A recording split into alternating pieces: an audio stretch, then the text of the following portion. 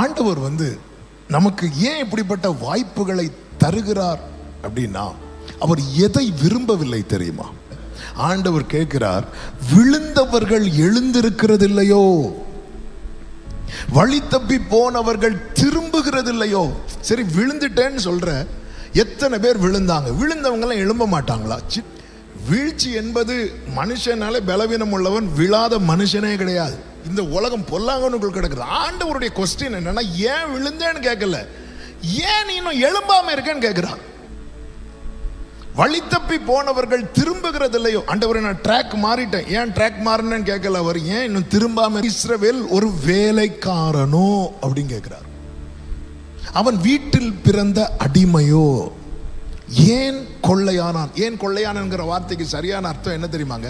ஏன் அவ லைஃப்ல மட்டும் சத்ரு நினைக்கிறது எல்லாமே நடக்குது? இந்த டைம்ல இவனை விழ வைக்கணும்னு அவன் நினைக்கிறான், கரெக்டா நடக்குது. இதுதான் ஆண்டவருடைய வேதனை. உன்னை நான் வேலைக்காரனாவ படைச்சேன், உன்னை நான் அடிமையாவ படைச்சேன். ஒவ்வொருவருக்கும் தேவன் ஒரு மேன்மையை வைத்திருக்கிறார். ஆண்டவர் ஒரு நிலையை வைத்திருக்கிறார். அதிலே நாம் போய் நிற்கும் போது அவருக்கு அவ்வளவு சந்தோஷமா இருக்கிறது. அதனாலதான் வேதத்தில் ஒரு வார்த்தை இருக்கிறது அல்லவா, எளியவனை அவர் குப்பையிலிருந்து எடுத்து பிரபுக்களோடு உட்கார வைக்கிறார். இதுதான் அவருடைய எண்ணம். என் பிள்ளை குப்பையில கிடக்கணும்னு அவருடைய விருப்பம் கிடையாது, பிரபுக்களோடு உட்கார வைக்கணும். எந்த ஒரு பெற்றோரை கேட்டு பாருங்க, அவங்க திராணிக்கு மிஞ்சி பிள்ளைய படிக்க வைக்கிறாங்க. எதுக்கு படிக்க வைக்கிறாங்க? நான் படுற கஷ்டம் என் பிள்ளை படக்கூடாது. பொல்லாதவர்களாகி நீங்களே உங்கள் பிள்ளைகளுக்கு நல்ல இவுகளை கொடுக்க அறிந்திருக்கும் போது பரமபிதா.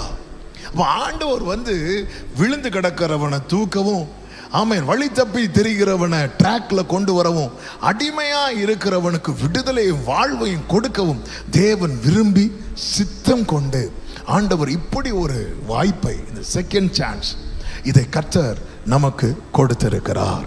வாய்ப்பு எல்லாருக்கும் எப்பொழுதும் கிடைக்காது. வாய்ப்பு சிலருக்கு நிறைய சான்ஸ் கிடைக்கும் பாருங்க. ஆனா அவங்களுக்கு என்ன தெரியாம போயிரும் தெரியுமா? எது லாஸ்ட் சான்ஸ்னு தெரியாம போயிரும். சிம்சோன் லைஃப் நீங்க பாத்தீங்கன்னா, அவனுக்கு சான்ஸ் மேல சான்ஸ் கிடைச்சிட்டே இருக்குது. அதாவது அவரு பாவம் பண்ண போவாரு, பிடிப்பாங்க, வெளியே வருவார், போவாரு, பிடிப்பாங்க, வெளியே வருவார். அவனுக்கு இது நல்லா பழகிட்டு. ஆனா அவனுக்கு எதை மறந்துட்டானா, எது அவனுக்கு லாஸ்ட் சான்ஸா இருக்க போதுங்கிறது அவனுக்கு தெரியல. அவன் நினைச்சான் இனியும். அதனாலதான் பைபிள்ல சொல்லப்பட்டிருக்கு, நான் முன் செய்தது போல, நான் முன்னாடி, நான் அதே மாதிரி நான் காப்பாற்றப்படுவேன், நான் வெளியே வந்துடுவேன் நினைக்கிறான். மாட்டிட்டான். லாஸ்ட் சான்ஸ் எதுன்னு தெரியாது. எனவே தான் இந்த செகண்ட் சான்ஸ், ஒரு வாய்ப்பு கிடைக்குது தெரியுமா? அதை நம்ம லைஃப்ல எப்படி பார்க்கணும் அப்படின்னா, இது எனக்கு கிடைக்கிற லாஸ்ட் சான்ஸ்.